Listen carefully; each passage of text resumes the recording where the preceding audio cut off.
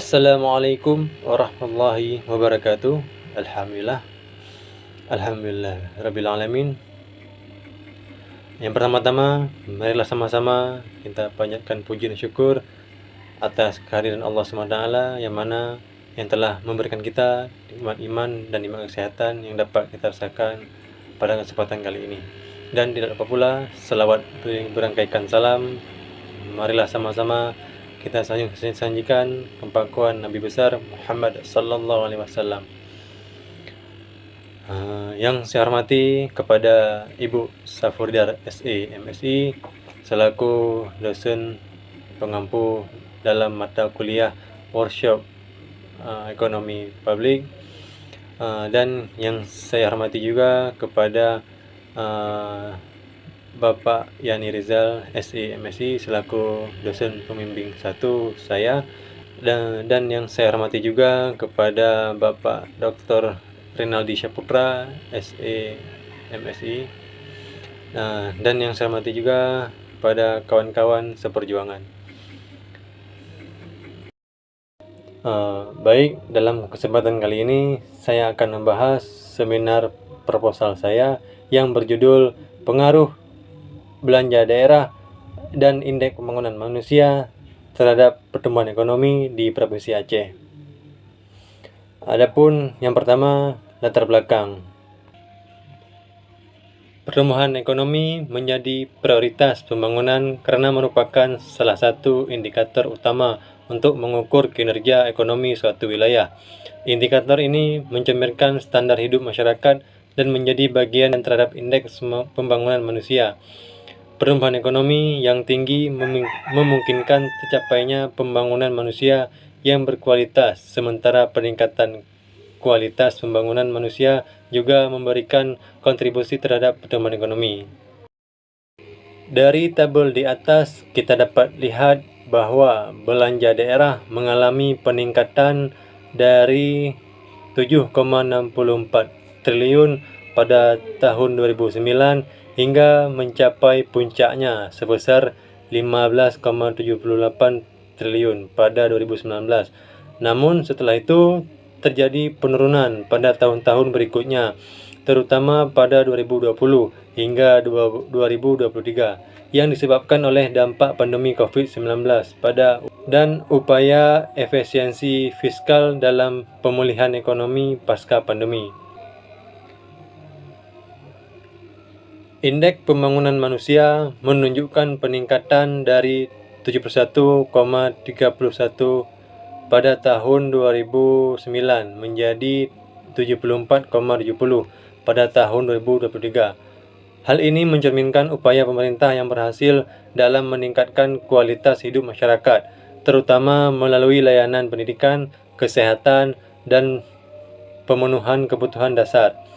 Meskipun belanja daerah sempat mengalami fluktuasi, peningkatan indeks pembangunan manusia yang stabil mengindikasikan bahwa dana publik telah digunakan secara efektif untuk mendukung program-program pembangunan manusia.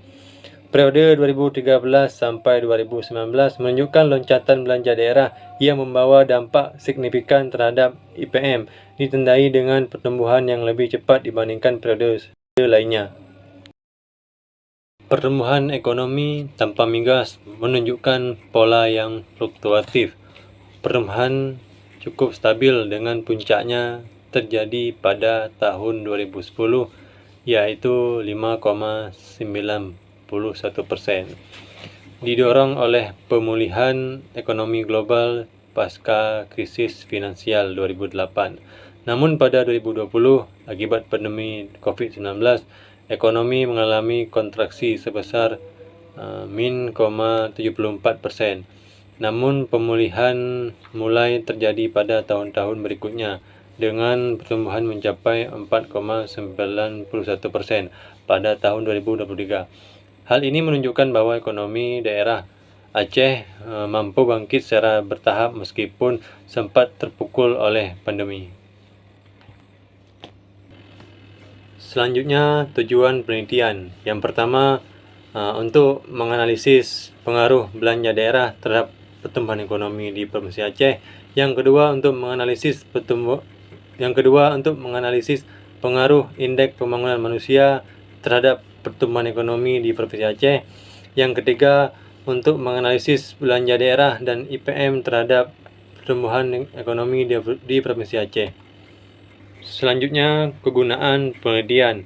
Yang pertama, bagi pemerintah dan instansi terkait, penelitian ini diharapkan dapat menjadi salah satu bahan pertimbangan dalam penentu kebijakan ekonomi, khususnya mengenai belanja daerah dan indeks pembangunan manusia terhadap pertumbuhan ekonomi. Yang kedua, bagi peneliti lain. Penelitian ini diharapkan dapat menjadi referensi bagi peneliti lain yang ingin mendalami masalah mengenai belanja daerah dan indeks pembangunan manusia terhadap pertumbuhan ekonomi. Selanjutnya yaitu kerangka konseptual. Belanja daerah X1 mempengaruhi pertumbuhan ekonomi pada Y, IPM X2 mempengaruhi pertumbuhan ekonomi. Garis lurus secara parsial, sedangkan garis putus-putus secara simultan. Adapun metode penelitiannya, jenis dan sumber data. Yang pertama yang saya gunakan dalam penelitian ini adalah data kualitatif dan data kuantitatif. Yang kedua, sumber data yang saya gunakan adalah data sekunder.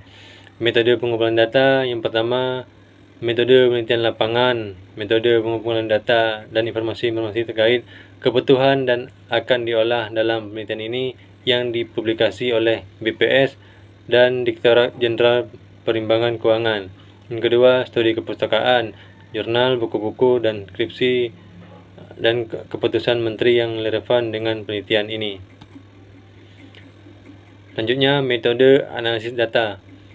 Yang pertama, uji validitas dan uji reliabilitas, uji asumsi klasik, uji multikolonialitas. Yang kedua, uji heteroskedasitas. Yang ketiga, uji normalitas.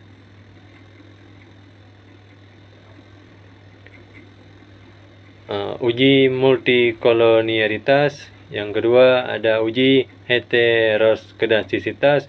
Yang ketiga uji normalitas. Adapun analisis regresi linear berganda, uji hipotesis. Yang pertama uji signifikan parsial atau uji T. Yang kedua uji signifikan simultan atau uji F. Yang ketiga uji koefisien determinan atau adjusted R2.